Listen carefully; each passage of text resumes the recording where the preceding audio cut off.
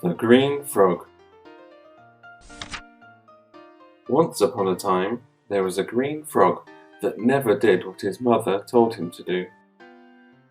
"This is tasty, eat this." "What? No, I don't want to. I'm going to eat that." Even though his mother told him to eat delicious food, he would eat food that wasn't delicious. As frogs speak, they proudly say, "Ribbit, ribbit, ribbit, ribbit, tibia, tibia." However, the green frog would say it the opposite way to the other frogs. "You have to say ribbit, ribbit." "Okay, tibia, tibia, ha ha ha ha." Oh dear. The mother frog looked at the green frog and sighed. It was a swelteringly hot summer's day. "It's hot outside the pond, so go in the water." "No, I'll stay out of the water. I won't get hot at all."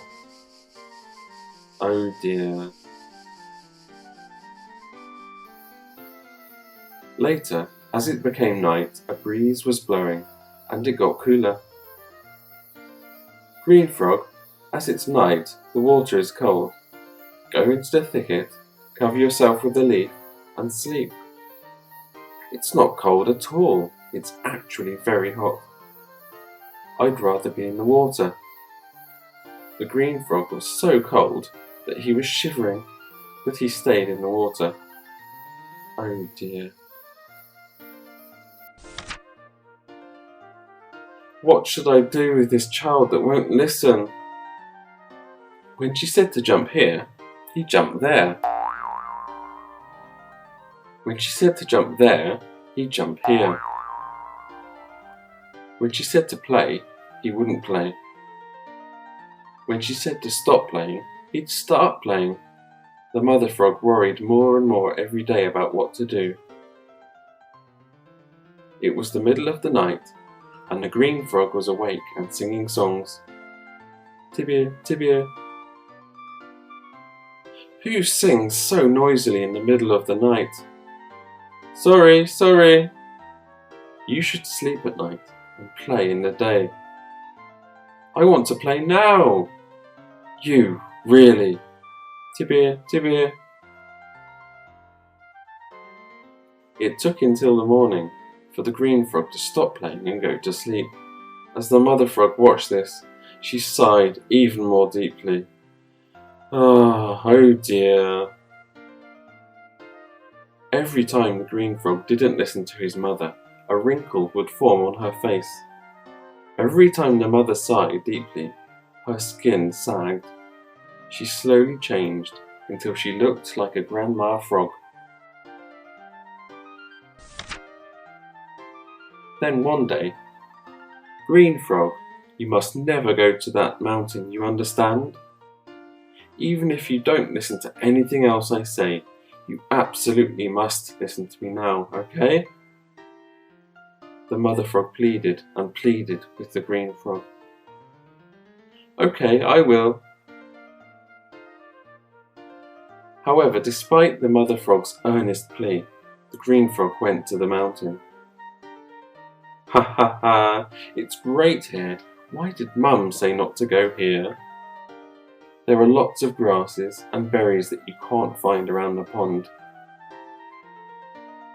The green frog was busy looking around here and there, so he didn't realize that a big snake was approaching. Meanwhile, at the pond, as the mother frog realized that the green frog was nowhere to be seen, she began to worry. "I wonder if he's gone to the mountain." The mother frog quickly made her way to the mountain. "Ah! It's a snake!" The green frog was terrified of the snake who was approaching with its mouth wide open, ready to eat him.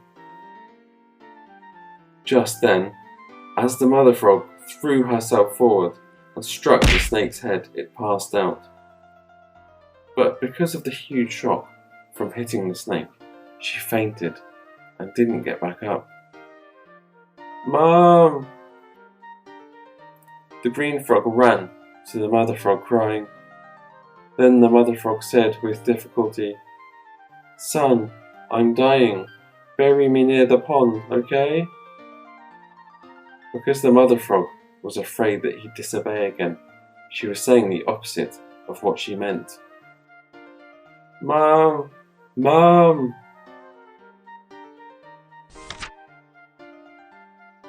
However, when the mother frog sadly died, for the first time, the green frog did as his mother asked. He made a grave near the pond. He hadn't understood his mother. After this, when it rained, the green frog was afraid the grave would get washed away and cried even more loudly, Ribbit, Ribbit,